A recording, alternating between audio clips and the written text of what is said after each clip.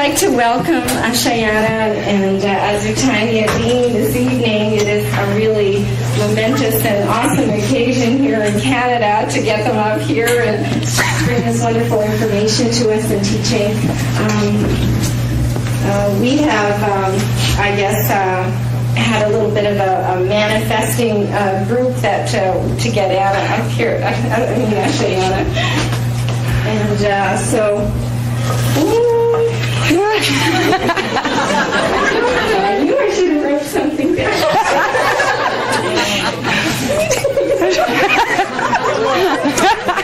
Thank you all. Thank you all for coming. Yes, yes.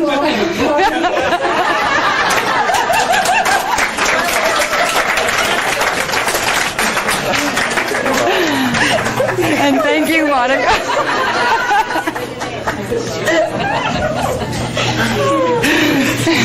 She's trying to do the private session. Well, hi. I'm Azutanya, or Michael for short, and if you like it shorter, you call me Az, all right? I'm the lesser half of this duo, known as Speaker 2 in waiting. This is Speaker 1 arrived. I get to do just a little job of saying, in this situation, how totally amazed we're just blown away to see all you people here, and particularly to find such a wonderful warm reception. I think that we could say for each other and ourselves that we haven't been anywhere on the planet where we've felt instantly open to and with people that have approached us and have welcomed us and have brought the organisation to the level it's been brought to for this event. You've done just an amazing job.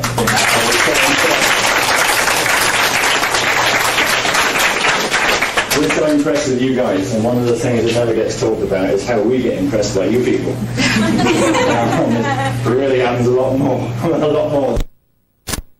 Anyway, the thank yous are not done because we'll continue doing that with you all the way through the weekend by way of presenting the work the best way that we know how. I don't really get to say much simply because I can't condense this in a way that does justice to the material. But what I want to say to you is that welcome to the Freedom Teachings, since that is what they are, of the Azurite Temple, Emerald Order. And what Ashayana will do during the course of this weekend, and for those of you who decide to come to the round table classes the following weekend, is she will begin to introduce you to material which is pre-ancient, if you like, if you want to play the language of the spiritual movement. It's very, very old. It relates entirely to the principles of creation, the function of creation, our role and so on. So you'll understand that since creation is pretty damned old, then this work also is as well. The last time it existed on the planet as a body of teaching was over 210,000 years ago. The last time it existed in book forms, elements of the whole, was about 2,000 years ago, in the time of the people that you refer to as Jesus or Jeshua, or in terms of voyage of material, Jeshua 12, John the Baptist and Miriam. Some of these books existed then, and it's significant that they were during the time that the reorganization and planning of what we should be taught from a spiritual and religious perspective, that the Bible left all of this material out. Why? Because it is your heritage. And why? Because it is your key to personal spiritual power. Everything that we stand for and represent, without trusting anybody or anyone, without asking anybody to believe it, or to do as we tell them because we don't, everything is about your freedom. Everything is about your right to express as a fully realized spiritual being. And in our language, as the angelic human, you were and still are, but you were created to be. As guardians of this planet, as guardians of this galaxy, and as major players in a very, very big game. Bigger than you realize now, and I hope as big as you will come to realize before the weekend's over. Anyway, that's my stuff. Here's the best stuff.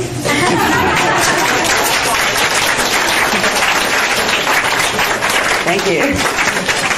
Thank you, Azutanya, very much for your flattery.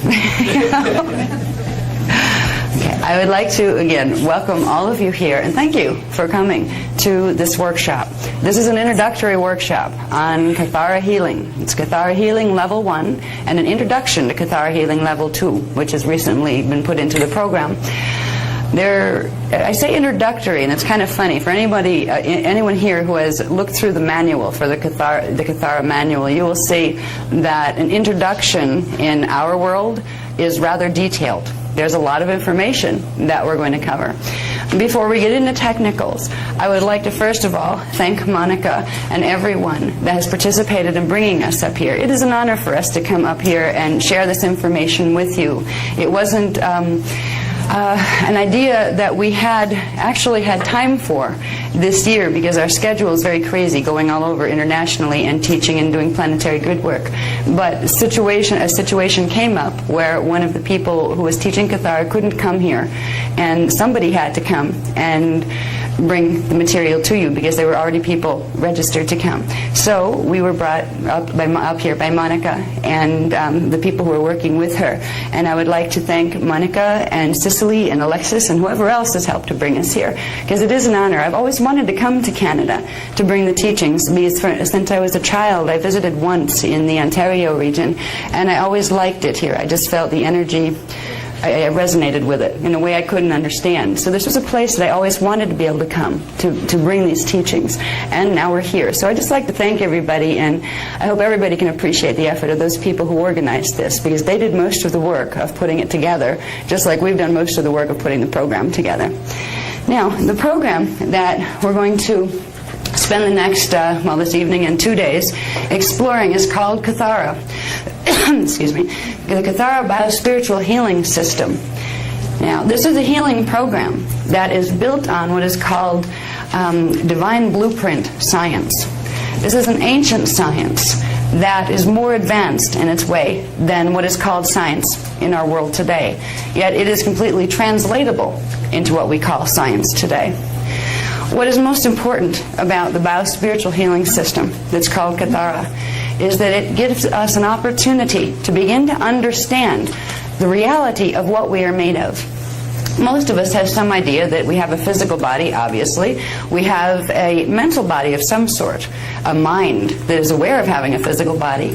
And most of us hope, at least, that we have a spiritual body, whatever that might be, because that's our connection to something larger than here, bigger than here, that gives us purpose and reason. Some people call it God, some people call it spirit, some people don't call it anything, but they sense that living life force that they're a part of, whether or not they have a body. Now, not everybody realizes that the body is just a very tiny part of the anatomy of the human being. It's only a very tiny part of the anatomy of matter. We're in a system that we have our bodies here, but we're also in a world that appears to be three-dimensionally solid. It appears to be made of particles, and our scientists tell us about quarks and all sorts of little subatomic particles, protons, electrons, all those things. So there's obviously a thing called matter that's out here. But behind this thing called matter, both the matter that our bodies are made of and the matter that the planet is made of, there is much more of an anatomy of energy structure. There's a structure called the Kathara grid. There is a structure of many layers of the Kathara grid that bring us up to the point where what is not manifest becomes manifest as matter. The power of the human being, the power of the human being as a spiritual creation, exists in those realms of anatomy that are beyond what we see in the three-dimensional form. Those are the areas of our anatomy that literally direct what our physical bodies will do. They direct our birth process, our aging process, our growth process. They direct whether we will be healthy or sick. If we don't understand the anatomy that exists behind our matter, we are going to be at the mercy of that matter. If our body gets old, we're not going to know what to do to change that, to stop it, or to fix it. If our body gets sick, we're going to try to fix it from the outside in. But if there's something wrong in the templates beneath the matter, we're not going to be able to create a permanent fix or a permanent healing. Kathara healing takes us into the core template of matter. It takes us not only into the levels of healing or holistic healing that are identified in things like Chinese acupuncture, which deal with meridian lines in the body, with Reiki systems of healing, which deal with the subtle energy bodies and chakras and using symbol codes to work with them. Beneath all of those levels of your body anatomy, your subtle body anatomy, there is a core structure that governs what your chakras are going to do, what your meridian lines are going to do, and what your matter particles are going to do. What's fascinating about learning your anatomy, it's like we've been going through thousands of years thinking that we only had, let's say, one hand and one leg. And we've been trying to get along with that one hand and one leg, not realizing there was a whole other half of our body that if we learned how to use it, we would be able to walk and function much better. The other half of our body, their anatomy, that we have not been using in the last 25,000 years especially, has been the part called the Kathara grid. The subtle energy systems that get into the primal life force currents and how they come through the body template to manifest what we call our physical form. But they don't only manifest the physical form. And this is why we call Kathara a bio, referring to biology, spiritual healing system. Spirit, consciousness. The consciousness that makes you aware of who you are today, that helps you to remember who you were yesterday, who you were as a child, the part of you that allows you to visualize who you might like to become or where you might like to go in the future. This part of you that you call consciousness is your spirit. It's right here with you. It's not separate from you.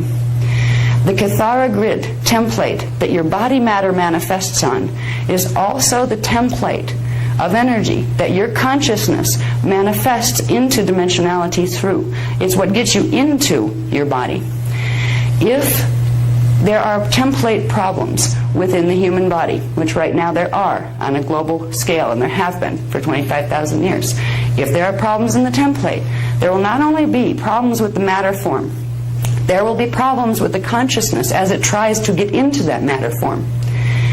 Right now, the way things work in our system is when we are in spirit form, before we enter a process called fetal integration, where we as spirit, consciousness, come into a body vehicle to have an incarnation here, we have a problem with the body pattern here because of template distortions, which means as soon as the consciousness comes into the body and intertwines itself with the DNA template, with the gene code, the DNA template literally shuts off about 90% of the consciousness.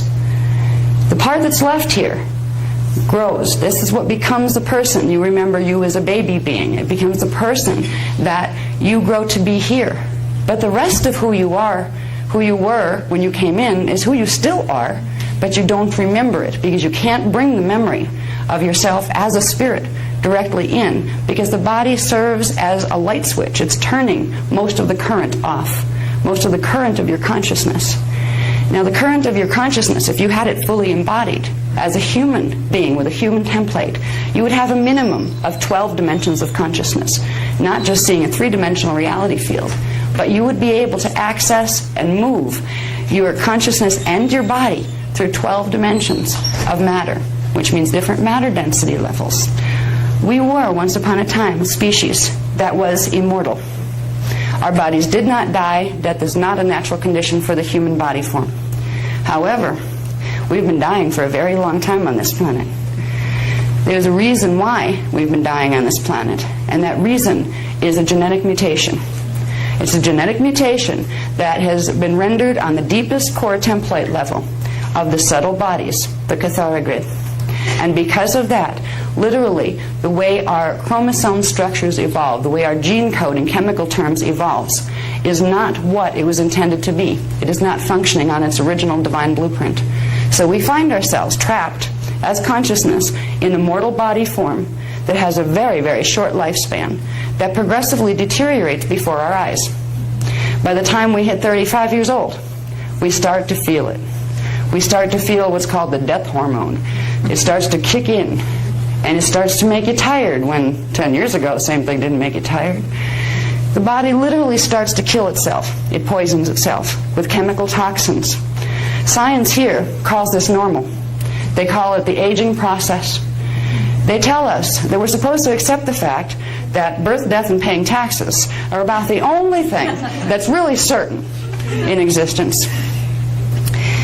Science here accepts death as what it's supposed to be like for a human form, because science here is based on a very small amount of partial knowledge, because the ancient knowledge was hidden from the races on this planet. It was hidden in order to make us easy to control, in order to keep us from remembering the rest of ourselves why we were here.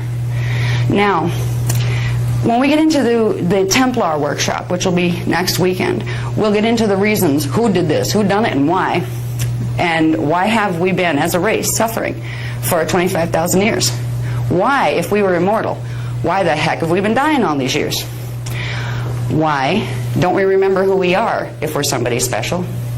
If we're something different than what we perceive as animals, and we actually have this huge amount of consciousness called spirit that has the answers to everything and is directly connected to God, why don't we know this? Why does it seem like something we wish for? Hope is there, but we have no evidence to really support. There are reasons why these things took place, and the reasons are huge. We're in the middle of a big, big drama right now on this planet. It's not a drama that started yesterday. It's a drama that started in a period of time that's known as the Atlantean period. Now, we hear legends of Atlantis coming up in our culture these days, and it's still a fictional place in terms of mainstream experts telling us what our past was. Mainstream experts base their interpretation of what they think our past was on records and bones that they found and guesses they've made as to what those might mean if you put them together in certain ways. Right now, our cultures are being fed through mainstream science. They're being fed partial facts and guesses as if they were absolute truth, as if they were proven, when in fact the assumptions that science frequently comes up with by looking at evidence but not having any idea of what to compare it to, we're being taught assumptions as core truths, and we're learning to accept that. We're learning to accept we came out of animals, probably apes, Darwinian theory, but now there's a little argument in the scientific community. No, maybe it wasn't out of apes, but rather something that swam in the waters once upon a time, and then we grew limbs and hands and things. Our flippers became limbs, and we walked up on land and became air breathers. And the real one, the Big Bang Theory, if you look at it, takes us right back to we started as pond scum. And somehow we managed to manifest ourselves in the water, then up on land, and here we are, the next generation of, must have been the progression through from pond scum to fish thing to ape thing into what we call human. If you look at the amount of stretch it takes in concepts to come up with that idea as your core truth, you can get some idea of what science is doing right now. There are reasons why science is doing what it's doing. Those reasons won't be identified in this particular course too much. It'll be in the next course, because that gets into something called Illuminati, which are a body of people on this planet that have been doing things with information for many thousands of years in order to control the large amounts of people in a negative way. We'll talk about Illuminati when we get into the Templar workshop, and we'll talk about a whole lot more. But in this workshop, we're going to talk about what's most important to you as a person first, before we deal with the big picture drama that we're all in the middle of right now. Because believe me, you'll want to know all this stuff before you find out what we're in the middle of right now, so it doesn't scare you to death. See, there's no reason to be afraid of the big picture drama if you already know the solutions. All right? So here, we're going to give you the solutions first. The solutions have to do with understanding what your body is, what your mind is, what your consciousness is, where your spirit's located, and how to get it the heck back into your body so you can start having a better life experience here. Kathara healing is the beginning process of learning how to do that, because we will learn literally the anatomy, the structure of our anatomy on 15 dimensions. Now, 15 dimensions. It's funny if you look at science again, they have all sorts of theories. There's a unified field theory. There's quantum theory. Theory implies guess, because we don't know. All right?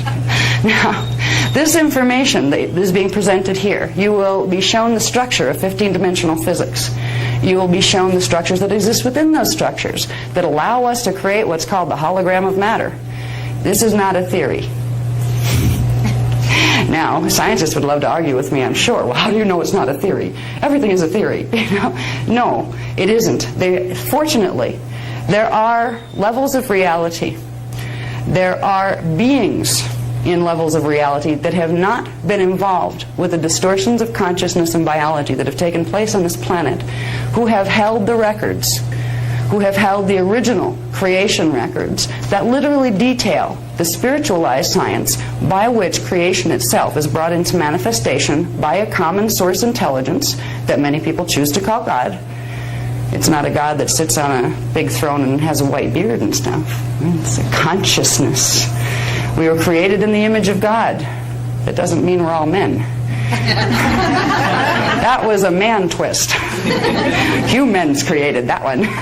We were created in the image of God as consciousness, as spirit, as awareized energy.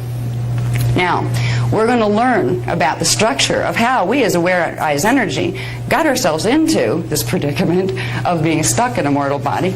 We're going to learn 15-dimensional structure, and I will teach this to you as an absolute, not as a theory. Now, you have the absolute free will choice to take anything I say and consider it a theory, a guess, or a belief, as opposed to something that is known. But in my life and in my world, these things are known. So I teach with a lot of conviction, because I'm not teaching you guesses. I'm teaching you what I've known and found to be true. Part of the reason that even though I was painfully shy all through my growing up stage, and I literally dropped out of college because I had a public speaking class as a requirement, and I got an A on my written speech, and it was my turn to go up and read it. And I couldn't deal with it because I was terrified of talking to people this way. I was used to telepathy, but not speaking. Now, what could possibly get somebody who's that painfully shy up doing what I'm doing, talking about absolutely radical theories of science and spirit in front of all sorts of audiences all over the world? You can't fake that one. It takes a lot of conviction. It takes a knowing and a desire to share a truth that has created a freedom in my life. A freedom that because I know these things, because I've been taught these things, and I have used the technologies, I have found levels of my own consciousness, got them back into body. I have learned to do things with my consciousness, and we're beginning to learn how to do them with our bodies, that are science fiction compared to what science tells you is possible. I know that these are the freedom teachings, and if I can at least get some of that across to each one of you, and each one of you will get a little piece that's all your own. It'll mean something different to every one of you, because every one of you came here for a different reason. There's a need that brought every one of you here, a core need that you might not even know on a conscious level, but there was some piece of information that you were looking for that would be your next step to grab hold of, so you could start to make a difference and start to find your power again. Because what's happened on this planet to everybody is that we have lost our power. Right now, we walk around in a world that appears to inflict itself on us from the moment we take our first breath. We appear to be in a world that happens to us, not a world that we create. We appear to have all sorts of things coming at us constantly. That is a very real appearance when you're stuck here. But when we start to realize the framework of reality that is creating this, when we start to realize this is a hologram field. What's that? It's a thought form field. That means, theoretically, my thoughts should be able to influence it, right? Theoretically. Well, they do. If your DNA imprint was working the way it was designed to work by its divine blueprint, by the original blueprint that Source created humans to be, you would be able to literally manifest everything directly into matter with no problem at all. There are a lot of ascension teachings out there these days in the New Age movement. They will teach you it's all mind over matter. Just believe this or believe that, and poof, so it will be. Well, it's like there's a lot of poofs happening out there, but people are still sitting in their chairs. Nobody's demanifested yet. Nobody's been able to manifest a house like that right before them when they only have 2 pennies in their pocket. There's a lot of promises being made in the New Age movement with what we call partial and or false ascension teachings that are teaching you part of the mechanics of the way the mind is indeed supposed to be able to, as a spirit, create what it desires in matter. But what is not being taught is what is stopping that process from working functionally and effectively, where each one of us could not worry about life because we'd be able to manifest what we desire. We can use positive thinking. We can use affirmations. I am this now. I am whole now. I am demanifesting now. still here. That is the beginning, learning to use the mental body more effectively. But if it were that simple, you would demanifest now once you gave the command. The reason the commands don't jump into immediate action in our 3D world is because there's a distortion taking place between our mind thought patterns and we as spirit desiring to do something, and the chemical realities in the body and the energy realities behind them. There are distortions taking place in the templates that are taking what our intention is and doing things to it, and it comes out to be something different in the hologram.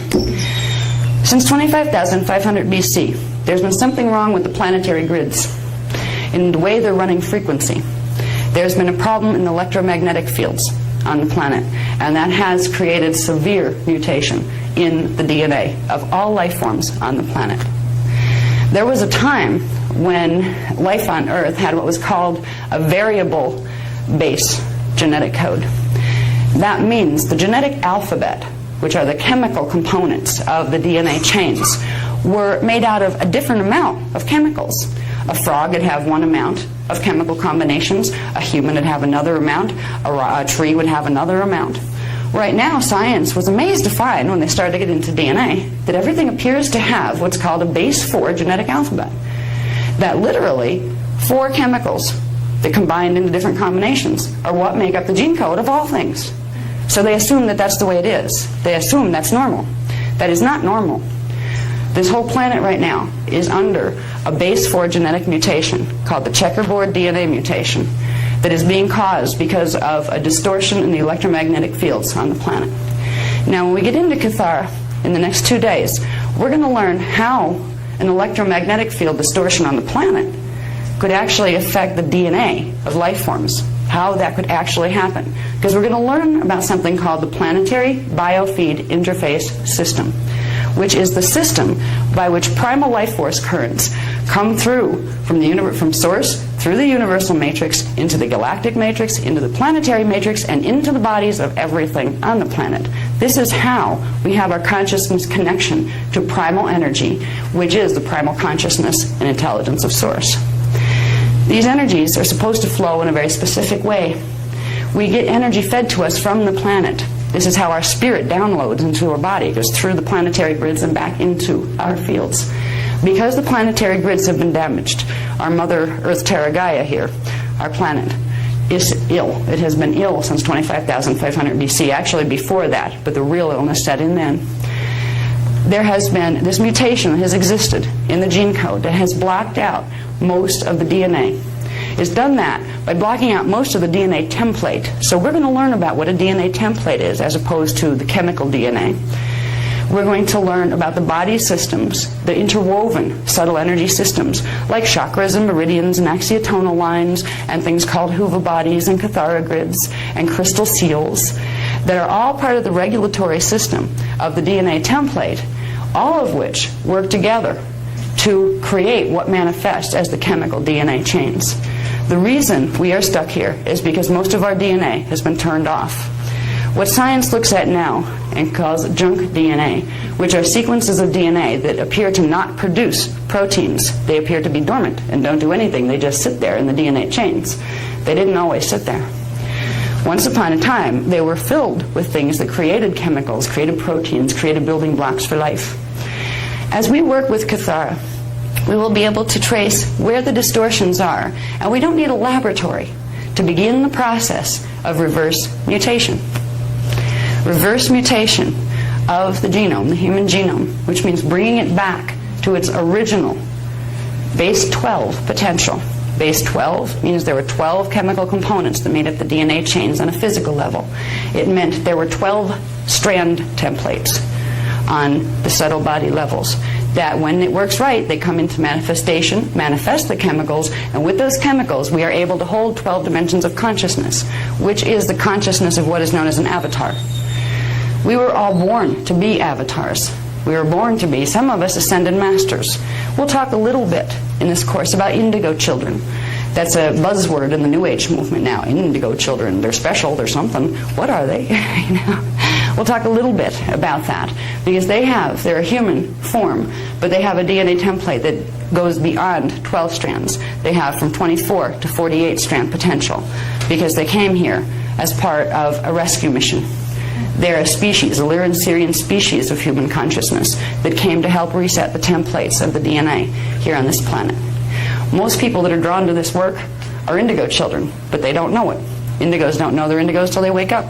Humans don't know they're supposed to be angelic until they wake up. So we're all stuck down here wondering, what do I do with myself next? If you look at life in the three-dimensional term, and you look at the options our societies give us, it can be really, really depressing. Because you get to the point where, okay, you work all this time, you work really, really, really hard, so you can make, what, money. So why? So you can have a roof over your head and maybe a nice life.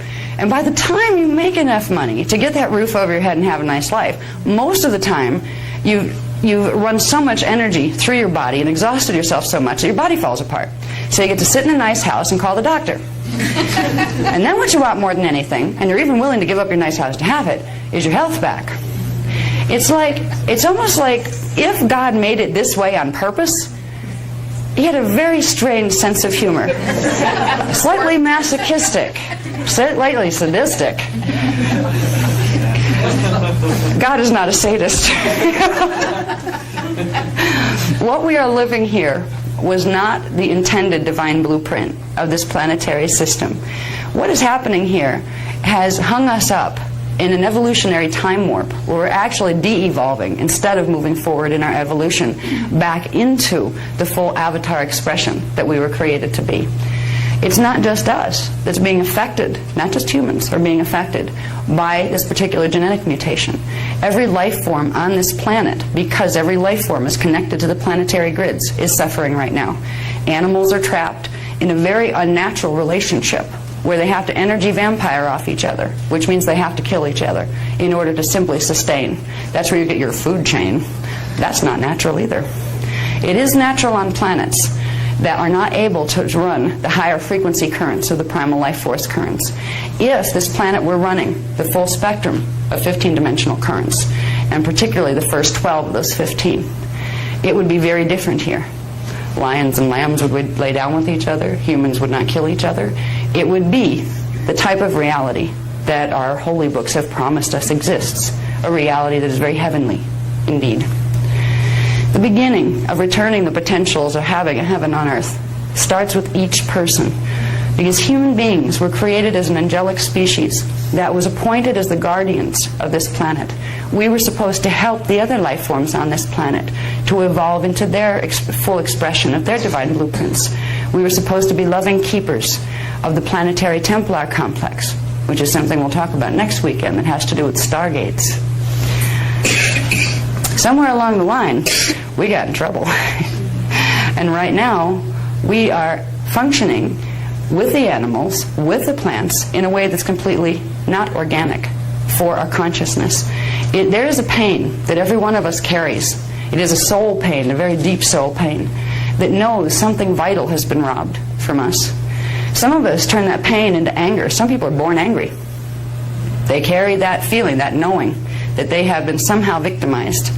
Now, there is a victimization taking place here, but there is a point of consciousness that happens to exist in the higher dimensional fields where you start to understand the victim-victimizer game and you don't get trapped in it anymore. But when you have your consciousness shut off at D3 and somebody tells you, well, victim-victimizer is just a game, you don't have to play it, it doesn't seem quite real. Nice concept, but it doesn't change the fact that I feel awful, you know? And great, okay, the New Age movement, you're manifesting this. Okay, I take responsibility, I'm manifesting this. How do I stop manifesting this? How do I get control over my life so I can live in a way that is peaceful and loving and joyful? So I feel that I am at one with Source. So I have a loving relationship with God and with other things. How do I bring that potential back? The beginning of that is bringing back the consciousness, the part of your consciousness that right now holds that knowledge in a higher dimensional field. The way you can bring that consciousness back in is to open up the conduits in the subtle body that will open up the chemicals in the DNA body that will allow those frequencies of consciousness to come in to your mind and your body here, so you can have access to your higher consciousness. This is why Kathara is not only a system that will begin the process of healing the physical body, it is a spiritual healing system in the greatest sense of the word. It is a healing system that will begin the process of bringing you as an avatar consciousness literally back into focus here, where you don't have to feel trapped anymore. You don't have to feel like you have to resign yourself to the fact that death and illness and taxes are the only thing that life is about down here. One of the things that when you begin to realize what you really are, before you realize who you are, you need to realize what you are. You're in a human form. What is that? What does it mean? Once you know that, you start to realize something. There's a big lie that's been told here for a long time. Be afraid of death. We're taught to be scared of dying, as if we, who we are, our identity, stops when the physical body stops. Science, especially, will tell you that consciousness is a byproduct of electrical things happening in the brain. It just so happens to be there. And when the brain is no longer there, consciousness, therefore, is no longer there either. Yet, in the same mouthful, they'll tell you energy can't be created or destroyed. It just changes form. Make up your mind. Which one is it going to be, guys? What you're going to find is we do simply change form as consciousness. And once you fully really know what this means, you'll begin to realize that you don't die when you die, even if your body does die, which isn't the ideal way to get out of here, but that seems to be the easiest way to get out these days. But even if your body dies, your consciousness, you still wake up on the other side. This is not a theory. I had a near-death experience when I was 18 years old, and one of the things that depressed me most was when my body died, I realized it. It was way down below me, and I knew it was dead. And I was still thinking. I didn't want to be here anymore because I was very sad to begin with, and I was still sad when I got over the other side. Wait a minute, I just want to go to sleep. I'm supposed to be dead. Can I be dead? And I heard a voice. It was like my own higher self saying, "You can play dead if you want to." It's like, all right, something's wrong with this picture. They tell you when you die you're going to be dead. And, well, I know it's dead down there, and I could feel this cord of energy disconnecting from the body. And this awareness started to come to me. My higher self, my own higher identity, was communicating with me and saying, you have a choice now. You got out this far to where you can start to understand what your life's about and who you were and all that things. Do you want to go back? You could go back and you could teach this stuff. And I said, well, I didn't like it back there. I really like it here. I can think clear. There was a clearness, a clarity that came to me. And the first urge was, leave it dead. Thank you. I'll go on. What's next? But then there was a sense of responsibility and a realization of something profound that came to me. God, so many people down there are scared to death of dying. They think it's a horrible, bad thing, and they'll do anything to stop it from happening. Why? It's nice over here. It's nicer on the other side. At least if I could go back and share that much. Well, I ended up sharing a lot more than that, but that was the beginning of understanding through personal experience that there is life beyond the body here. One of the first things I learned was once you have a near-death experience, it opens up your 5th DNA strand template and a bit of your 4th, which means the consciousness from D5, which is part of your soul, and D4, your astral consciousness, make a link, and they come back into body with you. So you still have an open conduit. This was one of the reasons on the higher levels my own identity had allowed a near-death experience to take place, so I could get more of myself into my body faster, so I could wake up here more quickly, so I could do the job that I had commissioned to do before I even came, that I didn't remember because my DNA had shut down. Every one of you have a part of yourself that knows exactly why you came here, exactly what your history is, where you were before, what you were part of, what you were doing. You don't have to have a near-death experience to begin to bring that part of your awareness back into body. And believe me, once you start to realize why you're here, it changes everything. First of all, you start to realize there's no such thing as an unimportant person. There is no such thing as somebody who is worthless. There is no such thing as somebody who doesn't fit or doesn't belong. And there is no such thing as a sinner. All right. Now this is a big one, the sinner concept. There's a book that used to be a nice book once upon a time, before the Council of Nicaea got a hold of it in 325 AD on behalf of the Roman Empire. and changed some books around. Once upon a time, the book that we call the Bible now was about 20 times bigger than it is, and the word sinner wasn't used once. We were not ever looked on by God as lowly, pathetic, bad creatures that could be manipulated by guilt to hopefully get back into God's favor. Why? So we wouldn't have to feel so miserable all the time down here. So maybe we could have what we needed. So maybe we didn't have to be afraid of death. There are teachings, the teachings that we're beginning to bring back here. The Kathara teachings were part of biblical texts. See, the Bible, what became the Bible, was part of a much larger series of books called the Mahabharata books. They are the teachings of the inner Christ. They are the teachings that Jesus taught. They were the teachings that John the Baptist and Miriam taught, that the Essenes taught 2,000 years ago. They were the teachings that, after that, the Kathara of southern France taught and were killed for it in 1244 AD when they were exterminated by, again, the Church of Rome, I believe, the Roman Catholic Church. There have been pieces of these books and the information contained within them preserved mostly in verbal tradition since they were last given in physical text, which was in the time of Jeshua, or Jesus, 2,000 years ago. Actually, 10 AD is when they were translated into writing. Jeshua was born in 12 BC, and by 10 AD, he and the people around him began the translations on the Mahabharata texts. The Mahabharata texts are part of a larger, huge body of information called the Emerald Covenant CDD plates, Cloister Doratura plates. They're ancient holographic discs that were given to this race in 246,000 BC, I believe. Yes, our race is that old and older.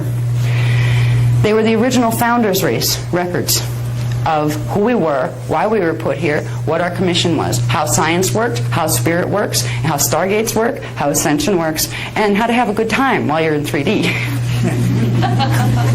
Because God wanted us to have a good time, because God's a loving God, not a wrathful God. The Mahabharata teachings, which were the teachings that pertain specifically to the inner Christ, which is the inner Templar, the energy systems and consciousness and spirit systems that run the body hologram, they also had teachings of the Templar, what we're beginning the teachings of next weekend, where you're dealing with the body's anatomy, the body of the Earth's anatomy. The systems we'll learn about this weekend, about our subtle body anatomy, also pertain exactly and directly to the planet, to a galaxy, and to universes. It is the core template structure that the universe was built on, and every microcosmic aspect of the universe follows that same template pattern. It is the pattern by which energy from source circulates through the 15-dimensional system and individuates itself into all sorts of manifestations. These teachings, the teachings of the Mahabharata, the inner Christos, the inner Templar, were the teachings of the law of one. The law of one refers to a body of teachings that told us about our relationship to Source, where Source is a collective, intelligent consciousness, eternal, limitless, boundless, that chose, in order to understand itself better, to create a framework of reality where a hologram of three-dimensional manifestation could take place. So Source first turned itself into the hologram, the structures, dimensions, and time matrices, and energy body structures, and then Source continued to individuate itself, and it created suns and planets, stars, galaxies, and it continued to individuate itself, and it created life forms to live on those planets and stars and galaxies. The law of one teaches us that each and every one of us are a manifestation, a direct face and manifestation of the consciousness of God. Where is God? There comes a time when you really understand the breadth of the Mahabharata teachings, where you don't have a weird reaction to the statement of someone saying, I am God. It doesn't mean, I'm God and I'm your boss. I get to boss over you because I'm God and you're not. That's not what it means.